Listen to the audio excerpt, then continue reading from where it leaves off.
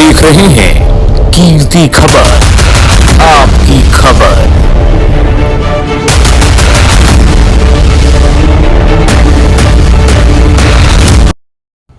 नमस्कार, बहुत स्वागत है आपका। मैं हूं आपके साथ कीर्तिमान सिंह। स्वागत है आपका द ओपिनियन शो में। देखिए, दिल्ली विधानसभा चुनाव के लिए मतदान जारी है। सुबह 7 बजे से ही मतदान चल रहा है। आप देखिए, 699 प्रत्याशी कुल हैं। 699 प्रत्याशियों के भाग्य का फैसला आज मतपेटियों में दिल्ली की जनता ईवीएम में कैद कर देगी। अगर आंकड़ों की बात करें, आंकड़े अगर आपको बता दें कि कुल महिला उम्मीदवार इसमें 96 है। उसके बाद विश्लेषण पे आऊंगा कि इस दिल्ली विधानसभा चुनाव में किंग कौन बनने जा रहा है। क्या सट्टा बाजार और ओपिनियन पोल क्या इशारा कर रहे हैं? क्या कोई भूचाल तो नहीं आने वाला है दिल्ली में? इस सब आपको बताऊंगा, लेकिन देखिए पहले आंकड़े जान लीजिए। तो कुल 70 सीटों पर दिल्ली में इस वक्त चुनाव हो रहा है। 699 कुल उम्मीदवार हैं। महिला उम्मीदवारों की अगर संख्या की बात करें तो 96 महिलाएं हैं। कुल 699 में 96 महिलाएं, 96 ये है भागीदारी महिलाओं की। देश की राजधानी दिल्ली में इस वक्त जो चुनाव हो रहा है, सबसे ज्यादा प्रत्याशी जो है, सबसे ज्यादा प्रत्याशी नई दिल्ली विधानसभा सीट से हैं। 23 यहां पे प्रत्याशी हैं। सबसे कम प्रत्याशी कस्तूरबा नगर और पटेल नगर में है। 5 प्रत्याशी यहां पर है। नई दिल्ली विधानसभा सीट इसलिए भी हॉट सीट है क्योंकि यहां से दिल्ली के पूर्व मुख्यमंत्री, आम आदमी पार्टी के राष्ट्रीय संयोजक, आम आदमी पार्टी के कर्ता धर्ता अरविंद केजरीवाल चुनावी मैदान में, और उनके सामने है दिल्ली के, कहा जा रहा है कि भारतीय जनता पार्टी के मुख्यमंत्री पद के रेस में सबसे पहला जो नाम है, साहिब प्रवेश सिंह वर्मा। इन दोनों के बीच में कड़ी टक्कर बताई जा रही है। इन सब पर आऊंगा, धीरे धीरे बातचीत करूंगा, आपसे बताऊंगा। आंकड़े बहुमत के आप जानते ही होंगे कि 70 सीट है तो 35 प्लस एक सीट ज्यादा होनी चाहिए, यानी कि 36 बहुमत के आंकड़े हैं। जो 36, जिसको मैजिक फिगर कहते हैं, वो 36 है। जो 36 के आंकड़े को छू लेगा दिल्ली में सरकार बना लेगा। अब देखिए, अब आते हैं मुद्दे पे, बात करते हैं कि देखिए दिल्ली विधानसभा चुनाव में किन किन मुद्दों पर चुनाव हो रहा था। अभी तक का पार्टियां प्रचार कर रही थी। तो देखिए, ये कहा जाता है कि आमतौर पर जो पार्टी सत्ता में होती है वही एजेंडा सेट करती है, प्रचार की रूपरेखा तय करती है, जिसके पीछे तमाम पार्टियां चुनाव में चलती हैं, जनता को प्रलोभन देती हैं, जनता को वादे देती हैं, लुभाती हैं। तो इस बार जो आम आदमी पार्टी ने एजेंडा सेट किया है, वो वही एजेंडा है जिसके बल पर आम आदमी पार्टी 2 बार विधानसभा चुनाव में जीत कर आई। पहला मुद्दा है फ्रीबीज का। फ्रीबीज का मुद्दा इतना ज्यादा आप कहिए कि आम आदमी पार्टी ने बुलाया है, जिसके दम पर आम आदमी पार्टी ने पंजाब में भी लागू किया, अपनी सरकार को बनाया, और उस मॉडल को बीजेपी ने भी कई राज्यों में लागू किया। और इस बार भी फ्रीबीज के मुद्दे पर आम आदमी पार्टी, बीजेपी और कांग्रेस पार्टी तीनों चुनावी मैदान में है। अब फ्रीबीज का मुद्दा आप देखिए, एक तरफ अरविंद केजरीवाल कहते हैं कि सारी योजनाओं को हम चलाएंगे, जो अभी जन कल्याणकारी योजनाएं हैं उनको चलाएंगे, जैसे इलेक्ट्रिसिटी बिल 200 रुपए यूनिट तक माफ रहेंगे, महिलाओं को फ्री बस सेवा, महिलाओं को ऊपर से 2100 रुपए हम देंगे प्रति माह, और साथ ही साथ जो पुजारी पंथ हैं उनके लिए भी 1500 रुपए घोषणा की गई। यानी कि हर वोट बैंक को आम आदमी पार्टी ने फ्रीबीज के मुद्दे में बदल दिया है, उसको साथ लिया है। और अब इसी मुद्दे को बीजेपी ने पकड़ लिया है।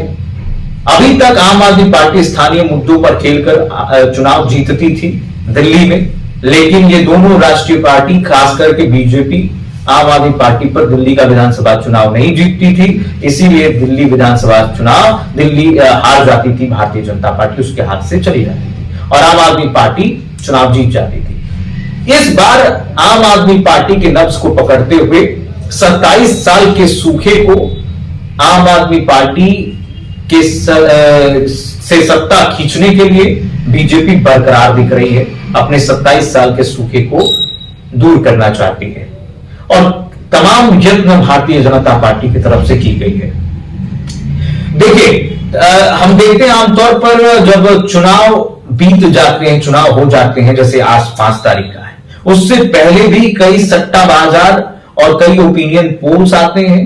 चुनाव आने के बाद भी कई ओपिनियन पोल और कई सट्टा बाजार दाव लगाते हैं, शेयर मार्केट ऊपर नीचे होते हैं, कई दावे लगते हैं, कई पार्टियों के जीतने की भविष्यवाणी कितनों की जाती है। लेकिन इस बार जो है, ये आपको बताते हैं कि कई सट्टा बाजार में पहले तो ये दिख रहा था साफ साफ स्पष्ट तौर पर कि आम आदमी पार्टी जो वर्तमान में जिसकी सरकार है, वही दिल्ली में सत्ता में काबिज होती दिख रही थी। लेकिन एक सट्टा बाजार जिसकी भविष्यवाणी कई वर्षों से सटीक होती आई है, कई चुनाव में सटीक होती आई है, जिसकी भविष्यवाणी को लोग ऑथेंटिक मानते हैं, जिसका नाम है राजस्थान का जो है फलोदी सट्टा बाजार। ये फलोदी सट्टा बाजार कुछ ही दिन पहले आम आदमी पार्टी को बहुमत के आंकड़े से पार करवा रहा था, यानी कि 37 से 39 सीटें दे रहा था। लेकिन अभी चुनाव से 1 दिन 2 दिन पहले इस सट्टा बाजार का एक नया आंकड़ा सामने आया है, जिससे भारतीय जनता पार्टी के प्रशंसकों, नेताओं को राहत मिली है। इस सट्टा बाजार इस आंकड़े में यह कहता हुआ नजर आ रहा है कि बीजेपी को कमजोर नहीं माना जा सकता है और जो नए आंकड़े जारी किए गए हैं उसके अनुसार आम आदमी पार्टी को करीब 35 से, एक तरीके से कहिए कि 37 सीटें ही अभी मिल रही हैं। तो यानी कि आम आदमी पार्टी खिसक कर बहुमत के नीचे भी आ सकती है, बहुमत के मैजिक फिगर से नीचे भी आ सकती है, जो 36 का आंकड़ा है। लेकिन अब बीजेपी को भी बढ़त इस सट्टा बाजार में मिलती हुई दिखाई दे रही है। अब बीजेपी के लिए राहत भरी यह बात है कि इस सट्टा बाजार में नए आंकड़े में कहा गया है कि बीजेपी को 35 से 36 के बीच में सीटें मिल सकती हैं, यानी कि बीजेपी भी सरकार बनाने की भूमिका में है।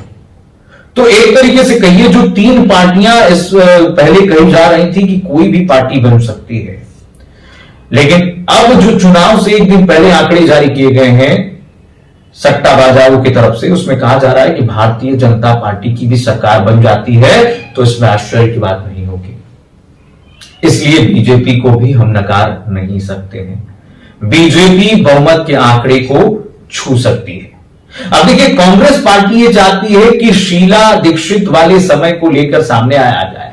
शीला दीक्षित ने जो किया है कार्य, उसको भुना करके दिल्ली में जनता को लुभाया जाए। जिस तरीके से दोनों पार्टियों ने एजेंडा सेट किया, केजरीवाल ने कहा हम 2100 महिलाओं को देंगे, बीजेपी ने कहा हम 2500 देंगे, और कांग्रेस पार्टी भी प्यारी दीदी योजना लेकर आ गई। कांग्रेस पार्टी भी प्यारी दीदी योजना में कह रही कि हम भी 2100 रुपए देंगे, लीजिए हम भी शामिल हो जाना है इसमें। कांग्रेस कह रही है कि हम भी सब जन कल्याणकारी योजनाओं को चलाएंगे जो अरविंद केजरीवाल चला रहे हैं फ्री में, लेकिन उसमें और भी बदलाव करके चलाएंगे और भी जनता को उसमें सुविधा मुहैया करा के देंगे। बीजेपी पर अरविंद केजरीवाल आरोप लगा रहे हैं, जनता को कह रहे हैं कि देखिए अगर इनको आपने वोट दिया तो अगले दिन से आपके मीटर में ये लोग बढ़ोतरी करने शुरू कर देंगे, उसके रेट बढ़ोतरी शुरू कर देंगे, आप उल्टे पैसा देंगे इनको बिजली के लिए 200 यूनिट के लिए। तो इन तमाम वादे दावे के बीच में चुनाव हो रहा है।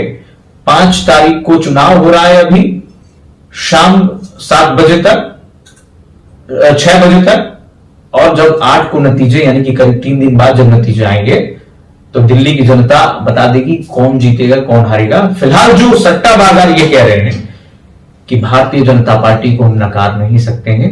बीजेपी के तमाम, आपने देखा होगा बीजेपी शासित राज्यों के मुख्यमंत्री इस चुनाव के लिए उतर गए थे 70 सीटों। इसीलिए बीजेपी कोई भी, आप कह सकते हैं कि कोई भी चुनाव बीजेपी हल्के में नहीं लेती है। बीजेपी के तमाम स्टार प्रचारकों की सूची यहां पर सामने आई। योगी आदित्यनाथ या आए यहां पर, उत्तराखंड के मुख्यमंत्री पुष्कर सिंह धामी, राजस्थान के मुख्यमंत्री भजनलाल शर्मा, बीजेपी शासित राज्यों के तमाम मुख्यमंत्री, केंद्रीय मंत्री और राज्यों के मंत्री, खुद प्रधानमंत्री नरेंद्र मोदी दिल्ली विधानसभा के चुनाव में उतर गए। कई जगह उन्होंने चुनाव प्रचार किया और इसलिए मैं कह रहा हूं कि देखिए डेंट लगा हुआ है आम आदमी पार्टी को, क्योंकि कई मुद्दे चुनाव से पहले आम आदमी पार्टी पर भारी रहे जो बीजेपी द्वारा उठाए गए। उसमें एक मुद्दा है भ्रष्टाचार का, शीश महल का, कि केजरीवाल कहते थे सादगी से रहूंगा, उन्होंने करोड़ों के शीश महल बनवाए अपने लिए, करोड़ों के टॉयलेट, करोड़ों के पर्दे लगवाए, शीश महल बनवाया। वो वादे कहां गए? अरविंद केजरीवाल को घेरती हुई बीजेपी एक और मुद्दा लेकर आई, शराब नीति घोटाला, जिसमें सभी लोग नप गए, सबके चेहरे पर डेंट पड़ी। चाहे अरविंद केजरीवाल हो, चाहे उप मुख्यमंत्री उस समय के मनीष सिसोदिया हो, चाहे उनके दाहिने हाथ सत्येंद्र जैन हो, चाहे बाएं हाथ मनीष सिसोदिया हो, संजय सिंह हो, ये सभी लोग उसके दायरे में आ गए। तो आम आदमी पार्टी का शीर्ष नेतृत्व तो एक तरीके से कहिए नप गया पूरे देश में। ये बीजेपी को एक प्लस पॉइंट देकर चले गए। तीसरी बात यह है कि आम आदमी पार्टी को घेरते हुए, अरविंद केजरीवाल को घेरते हुए कई मुद्दों को बीजेपी ने चाहा कि इस चुनाव में भुना दे, भ्रष्टाचार, शराब नीति घोटाला और साथ साथ आपसी कलह, अंदरूनी कलह। बीजेपी ने यह भी एक मुद्दा उछाला कि जो अपनों का नहीं हुआ, कई नेताओं को, अपने सहयोगियों को, जिस तरीके से कुमार विश्वास से लेकर के, और आप देखिए कि जो तमाम ऐसे नेता, अन्ना हजारे के नाम को उछाला गया कि अन्ना हजारे का जब केजरीवाल नहीं हुए, जो पार्टी भ्रष्टाचार को खत्म करने के लिए निकली थी वही भ्रष्टाचार में लिप्त है, तो ये दिल्ली की जनता के साथ क्या अन्याय करेंगे। कूड़े के पहाड़ को मुद्दा बनाया गया कि यमुना के प्रदूषण को, दिल्ली में बढ़ते प्रदूषण को मुद्दा बनाएगा बीजेपी की तरफ से, कि हर चुनाव में एक ही स्क्रिप्ट पढ़ देते हैं अरविंद केजरीवाल, उसी मुद्दे पर खेल जाते हैं, बस फ्रीबीज दिखा करके वोट को लूट लेते हैं। उस मुद्दे को, स्थानीय मुद्दों को इस बार गर्दन से पकड़कर बीजेपी ने जनता के सामने रख दिया है। अब जनता को तय करना है कि आखिरकार जनता किसे चुनती है, कौन है किंग असल में। इधर अरविंद केजरीवाल भी कम नहीं है। अरविंद केजरीवाल लगातार आरोप लगाते रहे हैं कि भारतीय जनता पार्टी परेशान करती है, सरकार नहीं चलाने देती है, हमारे हाथ में तो कुछ है ही नहीं जी। आप उनसे सवाल कीजिए, उनके पार्टी से सवाल कीजिए, उनके नेताओं से सवाल कीजिए, तो वो कहते हैं कि हमारे हाथ में ना कानून व्यवस्था है, कुछ है ही नहीं, हमारे हाथ में तो कुछ है ही नहीं, दिल्ली में क्या करेंगे हम। और बीजेपी इसको मुद्दा बनाती है। अरविंद केजरीवाल कहते हैं भैया जो उपराज्यपाल हैं वो हमें परेशान कर रहे हैं, उपराज्यपाल अपना तानाशाही दिखा रहे हैं, दिल्ली की कानून व्यवस्था बिगड़ती जा रही है, उपराज्यपाल और गृह मंत्री इसके जिम्मेदार हैं। लेकिन जनता को देखना होगा कि सचमुच में जनता के हितैषी कौन है। क्या अरविंद केजरीवाल जो कहते थे कि दिल्ली को इंग्लैंड की सड़कें बना देंगे, दिल्ली की सड़कें इंग्लैंड की सड़कें जैसे हो जाएंगी, चमक जाएंगी, क्या उससे जनता को राहत मिली है? क्या अरविंद केजरीवाल जो कहते थे कि कूड़े के पहाड़ को हम हटा देंगे, क्या कूड़े के पहाड़ हटे हैं? क्या अरविंद केजरीवाल जो कहते थे यमुना की जो साफ सफाई है वो ऐसी कर देंगे जैसे पेरिस की टेम्स नदी, लंदन की टेम्स नदी, क्या टेम्स नदी बन पाई है क्या? तो इन सभी मुद्दों को देखते हुए दिल्ली की जनता बहुत समझदार है, पढ़ी लिखी है।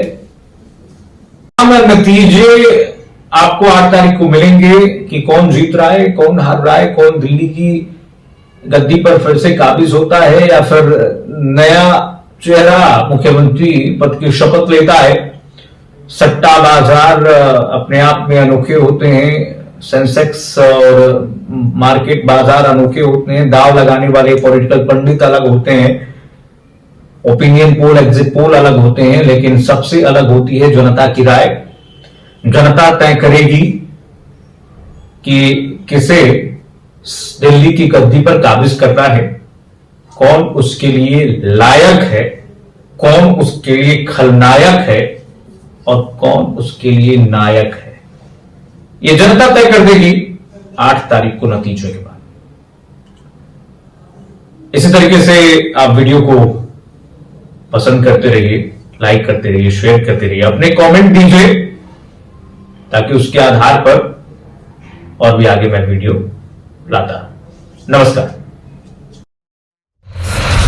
आप देख रहे हैं कीर्ति खबर, आपकी खबर।